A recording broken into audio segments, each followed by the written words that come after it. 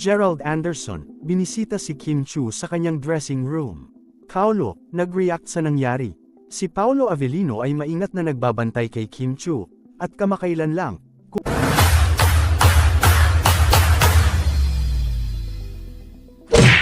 kumalat ang balita na ipinaabot ni Gerald Anderson ang kanyang pagbati kay Kim Chiu sa kanyang natamong tagumpay sa showbiz. Napamangha si Gerald sa pagbabago sa pagganap ni Kim Chiu, na ngayon ay mas nakikilala sa mas mature at seryosong mga papel sa kanyang mga proyekto. Ayon kay Gerald, malayo na ang narating ngayon ni Kim kumpara sa dating panahon.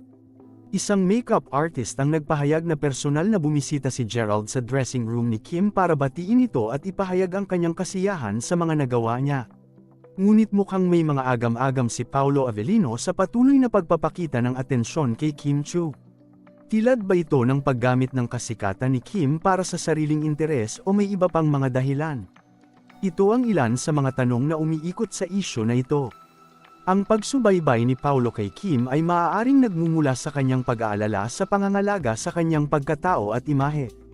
Ang mundo ng showbiz ay kilala sa mga intriga at pag-uusap sa likod ng mga kamera, kaya't natural na may mga pag-aalinlangan at agam-agam ang mga artista sa bawat hakbang na kanilang gagawin.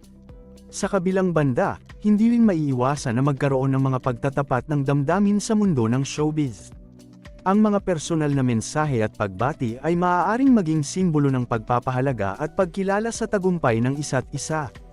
Ang pagbibigay ng kredito at pagkilala sa bawat isa ay nagpapakita ng respeto at suporta sa bawat artista, na siyang nagpapalakas ng samahan sa loob ng industriya.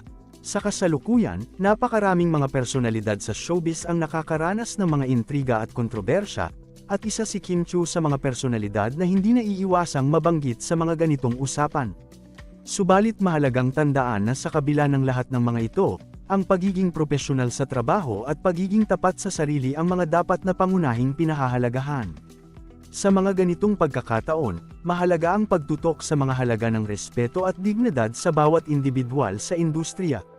Ang pagkakaroon ng bukas na komunikasyon at pagkakaintindihan sa pagitan ng mga kasapi nito ay nagbibigay daan sa mas matibay na samahan at ugnayan.